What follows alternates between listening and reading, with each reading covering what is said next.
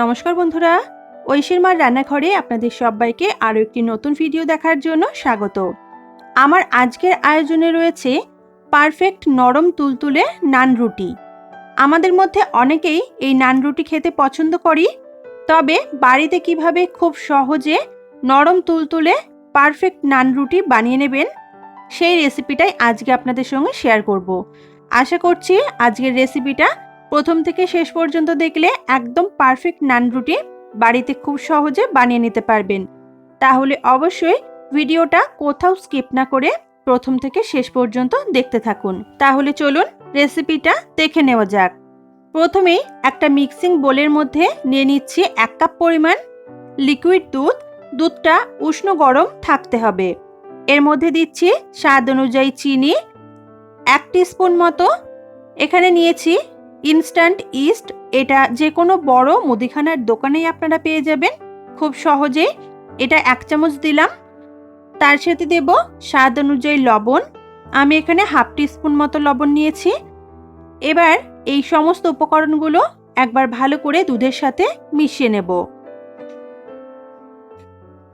ভালো করে সমস্ত উপকরণ মেশানো হয়ে গেলে দিয়ে দেব 2 কাপ পরিমাণে ময়দা। এখানে ময়দা দিয়েই রেসিপিটা করতে হবে, আটা ব্যবহার করলে হবে না। এবার স্প্যাচুলাটা দিয়ে সমস্ত উপকরণ ভালো করে ময়দার সাথে মিশিয়ে নিচ্ছি। ময়দাটা মেশানোর সময় এর মধ্যে আমি দিয়ে দেব 2 টেবিল স্পুন মতো সাদা তেল। এখানে সাদা তেলটা অবশ্যই দেবেন। এবার ময়দাটাকে ভালো করে মেখে নেব, তবে স্প্যাচুলাটা ধুয়ে আমি হাত দিয়ে ময়দাটাকে ভালো করে মেখে নিচ্ছি। তবে ময়দা মাখার সময় খুব বেশি ঠেসে ঠেসে ময়দা মাখার কোনো প্রয়োজন নেই, যেভাবে আমরা রুটি বা পরোটার জন্য মেখে থাকি।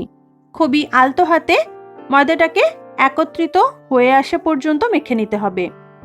এবার এই ময়দা মাখাটাকে রেখে দেবো আমি আধ ঘন্টা মতো রেস্টে। খুব বেশিক্ষণ রাখারও কোনো প্রয়োজন নেই, আধ ঘন্টা মতো রাখলেই হবে। আধ ঘন্টা পর আমি ঢাকনাটা সরিয়ে নিলাম। দেখুন আগের থেকে অনেকটা পরিমাণে ময়দাটা ফুলে গেছে। এবার আমি এই ময়দার মধ্যে যে গ্যাসটা হয়েছে বা ময়দাটা ফুলে যে বাষ্পটা ভেতরে তৈরি হয়েছে সেটাকে বার করে দেব। এইভাবে হালকা হাতে একটু ময়দাটাকে আবারও মেখে নিতে হবে। তারপর হাতে সামান্য একটু সাদা তেল মাখিয়ে নিয়ে ময়দা থেকে লেচি করে নিচ্ছি। আসলে এই ডোটা যতটা সফট নরম করে আপনারা তৈরি করবেন ততটাই কিন্তু এই নান রুটিগুলো নরম হবে। তাই ময়দার ডোটা নরম ভেবে আপনারা ভয় পাবেন না। লেচি করে নেওয়ার পর এবার অল্প একটু গুঁড়ো ময়দা ছড়িয়ে লেচিটাকে আমি বেলুন চাকির ওপর নিয়ে নিলাম। এবার একটা রুটির মতো করে শেপ দিয়ে বেলে নেব। ময়দাটা যেহেতু ভীষণ নরম তাই হালকা হাতে একটা রুটি এখানে বেলে নিতে হবে। চেষ্টা করছি একটু গোল করে বেলার, তবে আমার মনে হয় আমার থেকে আপনারা বেশি ভালো করে বেলতে পারবেন। তবুও চেষ্টা করলাম রুটিটাকে গোল করে তৈরি করার। হালকা হাতে এপাশ ওপাশ থেকে টেনে টেনে রুটিটাকে বেলে নিতে হবে। দেখুন রুটিটাকে আমি এরকম মোটা করে বেলেছি। আপনারা চাইলে আরও একটু মোটা রাখতে পারেন, তবে আমি এরকম করেই রাখলাম। এইভাবে সমস্ত রুটি বেলে নিতে হবে। এরপর একটা তাওয়া ভালো করে গরম করে রুটিটাকে দিয়ে দিচ্ছি। গ্যাসের ফ্লেমটা থাকবে মাঝারি আঁচে, তা না হলে রুটি কিন্তু ভালোভাবে ফুলবে না। ওপর থেকে যখন দেখবেন এরকম বাবলস আসতে শুরু করবে, 40 থেকে 50 সেকেন্ডের মধ্যেই দেখবেন এরকম বাবলস চলে আসবে, তখন রুটিটাকে উল্টে দিলাম। তারপর আবারও 30 থেকে 40 সেকেন্ড মতো হওয়ার পর আরও একবার উল্টে দিতে হবে। আর দেখবেন রুটিটা কিন্তু খুব সুন্দর ফুলতে শুরু করবে।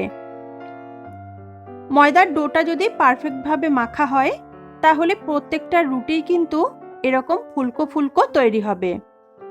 হালকা হালকা করে এইভাবে একটু চেপেও দিয়েছি যাতে রুটিটা চারপাশ থেকে ভালোভাবে ফোলে।